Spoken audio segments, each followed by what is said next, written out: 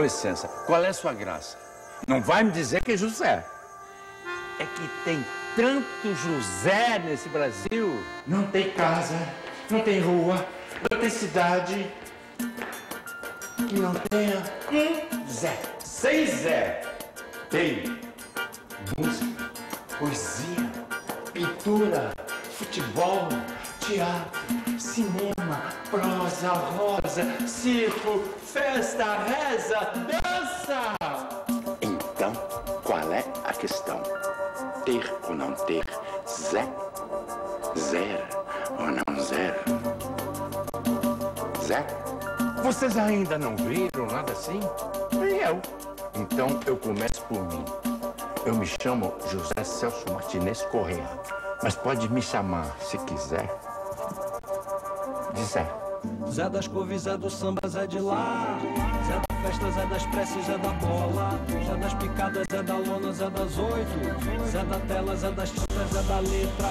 Zé das couves, Zé do samba, Zé de lá. Zé da festa, Zé das preces, Zé da bola. Zé das picadas, Zé da lona, Zé das 8. Zé da tela, Zé das tintas, Zé da letra. Zé do Brasil.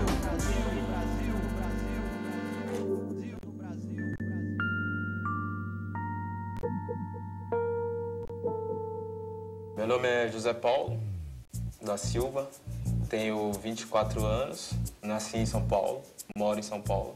Bom, eu me chamo José, tenho Júnior no meu nome, porque o meu pai também se chamava José.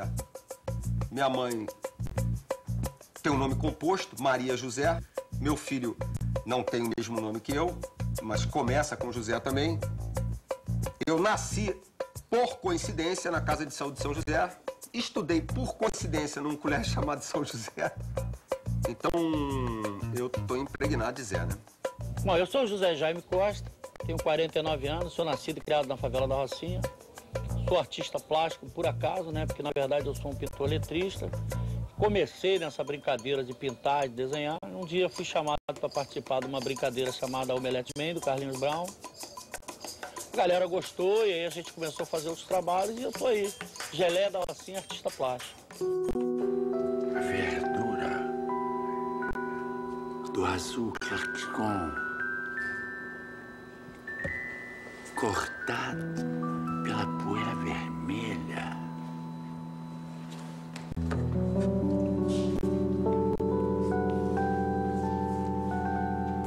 Arranha-céus,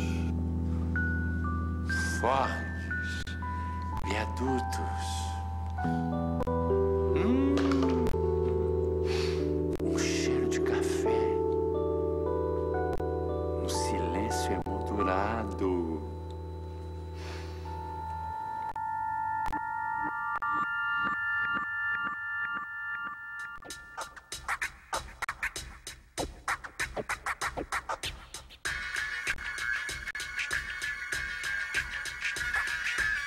Desenho desde de moleque, né? Toda criança desenha, mas é muito da influência do meu pai e incentivo dele, né? Que meu pai sempre desenhou também. E meu irmão também desenha. Meu pai, eu lembro que moleque, assim, ele incentivava eu e ele a copiar uns gibis e dava nota. E aí começou a história, né?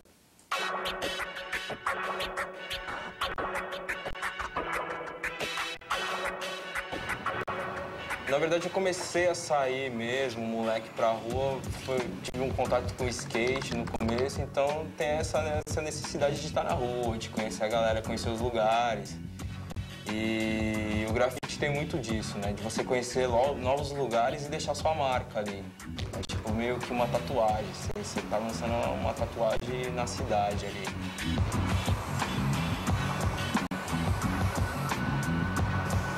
O primeiro contato com o spray eu tive, acho que com uns 13 anos, com os caras da vila, assim, mas na verdade não foi com grafite, peguei spray e fui pra rua pra fazer pichação, né? A gente logo pensou no nome e na verdade meu irmão que falou, pô, escreve Crespo aí. E ele começou a fazer crioulo, aí ficou crioulo e Crespo. Quando eu comecei em 96, 97, era muito isso, sabe? Uma galera tá procurando um nome que não tinha, tipo...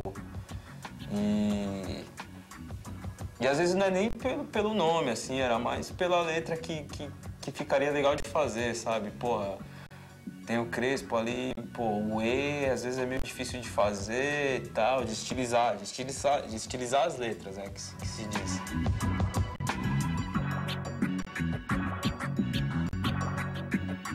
Eu acho que eu sempre tive vontade de trabalhar com isso. Não tinha tido a chance. Eu sou o mais velho dos meus irmãos.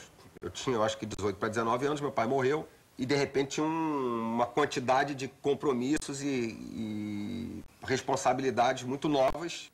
Então, eu acho que se não fosse isso, talvez eu tivesse começado a me envolver com o mundo da arte, vamos dizer assim, mais cedo.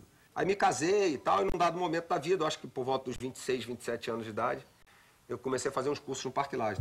E comecei a me envolver com isso de uma maneira que eu acho que naturalmente ganhava mais volume, né? Eu ia deixando de me interessar por todo o resto das coisas que eram as coisas que constituíam o meu dia a dia, a minha vida, e na direção dessa coisa que eu já disse, vou repetir, mundo da arte e tal. Isso é assim, eu acho que obedece a uma matemática. Então, assim, no comecinho, você dedica 2 horas por dia da tua vida para isso. Um pouco mais adiante, 4. Um pouco mais adiante, 5. Um pouco mais adiante, 6. E não é nem só porque você queira. Talvez seja assim, porque tá além do teu controle, né? Eu acho que não é bem uma profissão que você escolhe, não. Eu me dedico exclusivamente ao meu trabalho, né?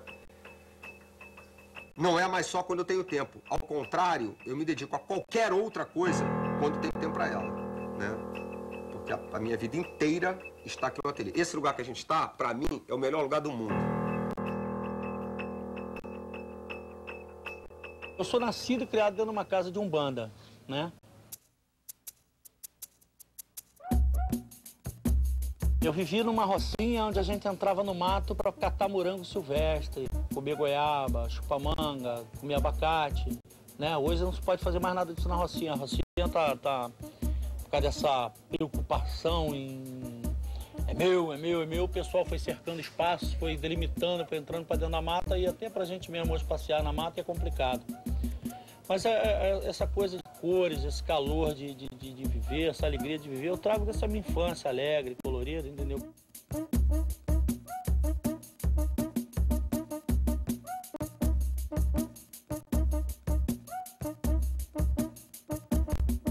Confesso que essa linguagem mais meio doida, né? Na linguagem mais popular, que é o naif pop que eu uso, foi depois desse encontro meu com o gringo, porque o gringo ele é um cara muito consciencioso com essas coisas, né? E ele tem uma coisa assim de direcionar bem o que ele quer que faça. Então, eu me lembro que a primeira vez que eu fui brincar com o gringo, ele falou assim, seja você, faz você. Eu fiz 9 desenhos em 2 dias. Quando acabou os 9 trabalhos, eu entreguei, ele falou, mas já? Aí quando foi na terça-feira, ele falou, pô, cara, e eu tinha dito pra ele que aquilo não era minha praia. Ele falou, pô, cara, você falou que não era a tua praia, se fosse então...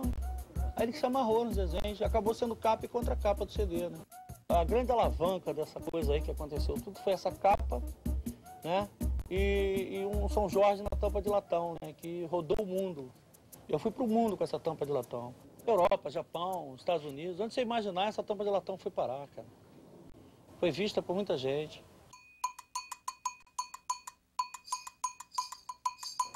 Eu agora estou começando até a usar as telas com mais frequência, mas não é muito o que eu gosto não, sabe? Eu gosto muito de pegar uma coisa no chão e transformar numa coisa legal.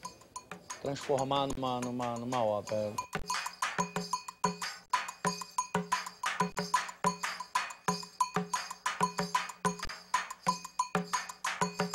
Eu adoro o preto. O preto é o acabamento final de todo o meu trabalho. Geralmente, 99% dos meus trabalhos eu contorno tudo em preto. Eu tenho aquela noção de limite, sabe? Dos meus limites. Isso é coisa psicológica, isso é coisa que não adianta eu procurar explicação, que só uma pessoa que tem uma formação sobre isso aí que vai entender. Mas eu lá no meu subconsciente, ou aqui no meu pouco conhecimento de vida, eu já notei, eu já entendi que esse tracejado preto que eu dou em volta do desenho, esse contorno preto que eu dou em volta do desenho, sou eu mesmo me impondo limite. Comecei a me preocupar mais com a minha pintura foi quando eu comecei a trabalhar com cenografia.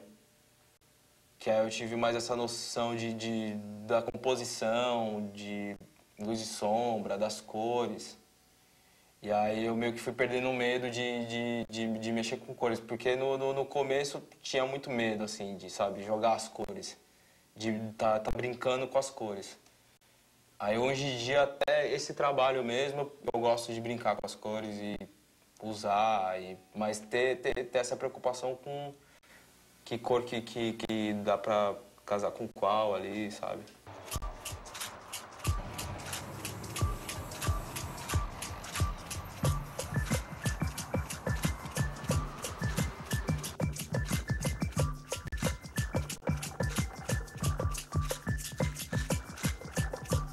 Tem o lance das árvores, que eu acho que é o mais forte, assim, do meu trabalho. Eu cresci na periferia, né, de São Paulo, tipo Zona Leste, cresci em Itaquera. E na casa que eu cresci, sempre tem muitas árvores lá, né. E acho que isso sempre ficou marcado, né. É tipo uma espécie de homenagem, né, pra minha mãe. E com a natureza, a mãe natureza, né? Espécie de rainha. Eu tento passar isso, assim. Pô, e às vezes legal, se alguém olhar pro lado ali e ver a minha árvore ali, pensar um pouco mais, acho que é essa a ideia. Nome: José Datrino.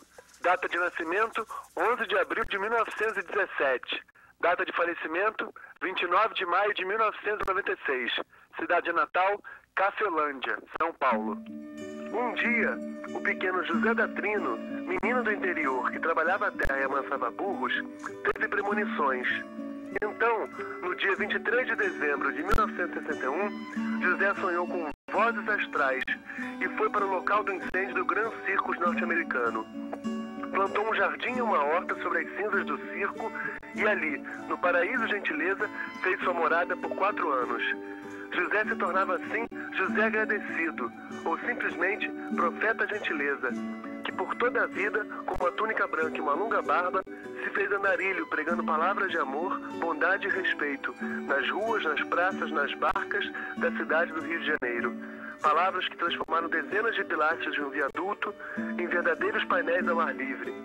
José, um louco de Deus, que era maluco sim, maluco para te amar e louco para te salvar, e que eternizou a mensagem: gentileza gera gentileza. O mundo me afeta de uma determinada maneira. O que pertence ao mundo, tudo que pertence ao mundo, a natureza ou as coisas que o homem fez e continua fazendo. Nisso, a experiência humana no campo da arte, no campo da ciência, da arte, né, para a gente não se alongar, né? Mas tanto quanto a natureza. Eu tenho um lugarzinho, uma cabana fora do Rio de Janeiro, fica num lugar assim, na serra e tal. Já tem há muito tempo, nunca consegui produzir nenhum trabalho lá. Já tem 20 anos isso. No começo eu falava assim, você é um charlatão, obviamente. Mas eu descobri por que eu não consigo fazer assim. Porque a natureza, ela ainda é mais poderosa do que isso tudo. E eu tenho essa relação com a natureza. Observar a natureza, olhar e perceber que a copa de uma árvore, ela é feita de folhas e não de uma determinada superfície esverdeada que eu vejo daqui. Lá eu vejo as folhas. Zé do Brasil. Eu conservo no living do apartamento onde eu moro, além de um guache negro do criador do cubismo, uma grande Quirico da série Praças da Itália e outro com seus clássicos cavalinhos e a ópera-prima de Tarsila, intitulada O Sono. Um grande Léger do cubismo heróico, L'Homme à la Pipe. Uma aquarela de Segal de sua primeira exposição brasileira. E 2 telas figurativistas. Uma do mestre de Cavalcante e outra de Oswaldo de Andrade Filho. Pois agora coloquei numa das paredes desse modesto museu uma tela de Cícero Dias, dessa sua última fase, cuja verticalidade não tem sido compreendida. E a sala, que contém tantas joias, subitamente iluminou-se, como se de pura luz fosse feito aquele rabisco abstrato encarnado de um genuíno e invencível primitivismo. O meu impulso para o trabalho é sempre formal. Toda vez que eu comecei a realizar um trabalho, toda vez que eu me aproximei, estive diante de algo que eu considerava ser uma possibilidade a ser explorada, a ser pesquisada, vasculhada, o primeiro impulso, o que me chamava a atenção eram possibilidades formais. Isso aconteceu na pintura e aconteceu com um trabalho que eu realizei em 2002 chamado A Casa. Eu resolvi chamar de Projeto A Casa, porque eu sabia ali que eu tinha um mundo de coisas para fazer pela frente, não sabia ainda o que era e não estava errado quanto a isso, quer dizer...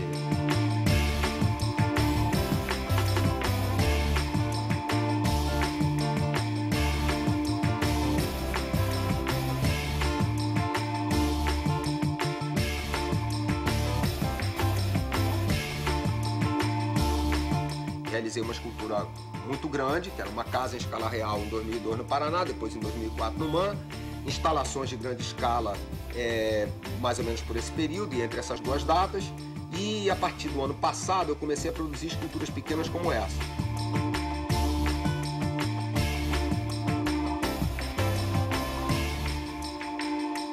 E aí, como decorrência dessa relação com a escultura, eu nem foi intencional, eu de repente me dei conta de que eu estava menos interessado já na escultura de grande escala e estava interessado em alguns problemas e possibilidades que a escultura menor poderia me oferecer.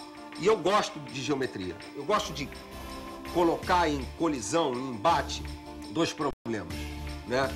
Eu acho que, resumidamente, a gente poderia chamar de uma equação entre dois termos, o informalismo e o rigor formal.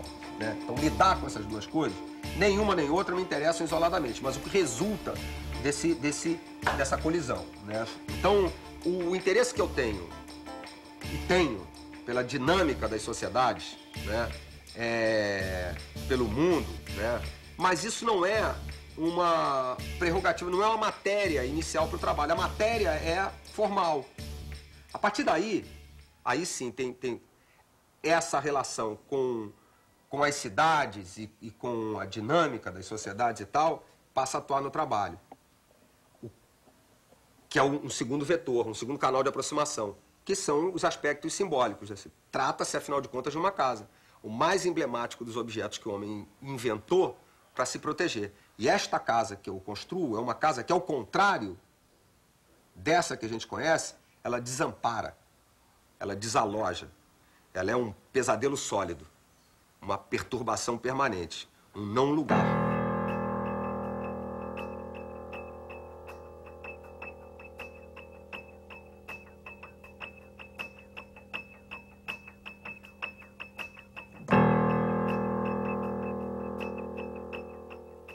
A gente, quando é nascido e criado numa coisa como uma Rocinha, numa favela como uma Rocinha, a ideia da gente é ter aquele dinheiro para o sustento, né? Eu nunca imaginei que um dia eu pudesse vender uma cabeceira de cama velha por R$ 2.500, né? Vender uma tampa de latão por R$ 1.500, né? Você vê, a coisa ganha um aspecto artístico, ganha um valor, né? Assim, então, coisa que a gente fica assim, né? A gente fica... Eu, por exemplo, eu sou muito realista quanto a isso, né? Eu não tenho aquela coisa de fantasiar coisa, eu sou muito pé no chão. O prazeroso da coisa é saber que alguém gosta do meu trabalho, entendeu? Não é que gosta do meu preço, porque o meu preço é negociável, a minha arte não, entendeu? Você pode levar o meu preço, mas não pode levar a minha arte.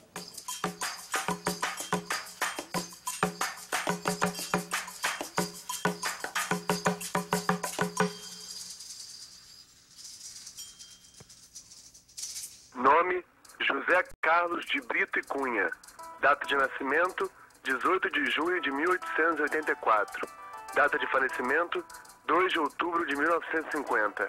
Cidade natal, Rio de Janeiro. Esse José se escondeu discreto atrás do J, o J de José Carlos, do caricaturista J. Carlos, que nos primeiros dias de artista, aos 18 anos, com sua gravata borboleta, começou a contornar com a mão direita os desenhos que encantariam o público nas capas e páginas dos semanários O Tagarela, O Malho, o Tico-Tico, Fonfon e o Careta, que viu o lápis vibrar em sua mão quando criou a sua favorita, a Melindrosa, as carioquinhas elegantes e sexys dos anos 20, eternizadas pelo arguto observador José, que dizia ser simpático a elas, mas que elas não o entendiam. Um José que retratou com bom humor a alma de uma época e que dizia que o bonde era a continuação de seu ateliê. J. Carlos, que muitos dizem ser o verdadeiro pai de um Zé muito famoso, o malandro papagaio Zé Carioca. Um José que, com sua influência Art Nouveau, viveu exclusivamente de seu lápis e elevou a caricatura à condição de uma grande arte. Eu não sei em que medida o meu trabalho se conecta com experiências produzidas na história da arte. Eu não faço baseado nisso, né? Mas eu me interesso muito por determinados artistas, né? Eu sei o seguinte, e eu me lembro muito bem, a primeira vez que eu vi a banhista do Rembrandt, acho que na National Gallery, eu desmaiei em pé por alguns segundos, porque eu tinha visto por reprodução. Foi a primeira coisa que eu vi, me lembro de ter visto na vida, foi uma reprodução da banhista num livro de arte. Tinha até uns 13, 14 anos de idade. O grande poema, ele tem que, por natureza, ser raro. Então, talvez você não vá passar a vida inteira e não vá se defrontar, não vá descobrir mais um grande poema para a humanidade, né? Uma coisa como esses caras produziram, uma coisa para o mundo. O mundo seria muito diferente se isso não existisse.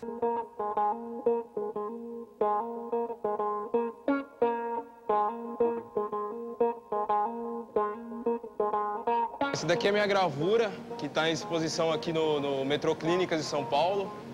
Acho bacana de estar aqui pelo número de pessoas que passa aqui. Não tá na rua, não é um grafite, mas um monte de gente pode estar conferindo o meu trabalho aqui. Eu acho muito bacana isso. Marginal, né? Outsider, não sei o quê. Eu acho que isso tudo foi por água abaixo, né?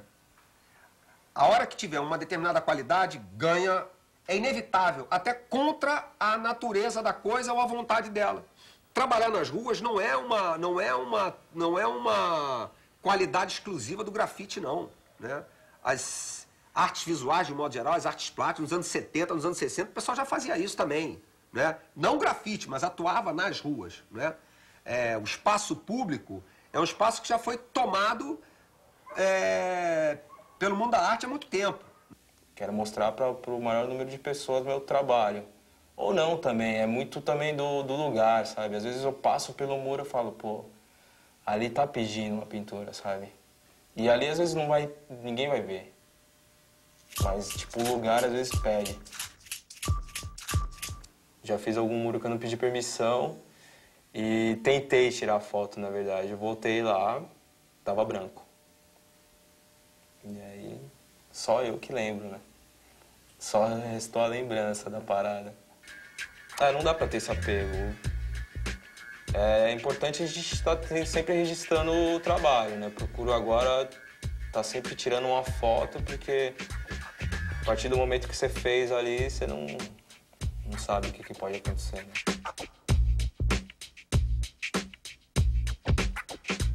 E é Zé que não acaba mais. E não é maneira de dizer, não. É o é do é. Pergunto, então, qual é a importância de ser chamado José? O Brasil, por isso, vai ficar mais sério? Ou só mais sério? Quando um Zé qualquer cantar, falar, desenhar, batucar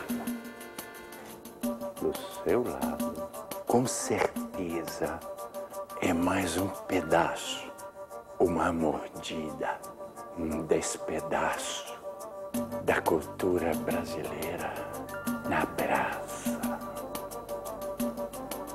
brasileira. Zé das couves, Zé do samba, Zé de lá. Zé da festa, Zé das preces, Zé da bola, Zé das picadas, Zé da lona, Zé das 8, Zé da tela, Zé das tintas, Zé da letra, Zé das couves, Zé do samba, Zé de lá.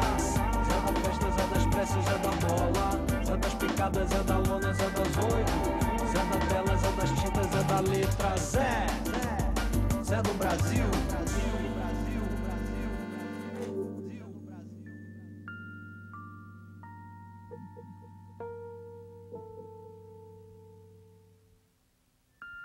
Uma parceria Giros e CNN.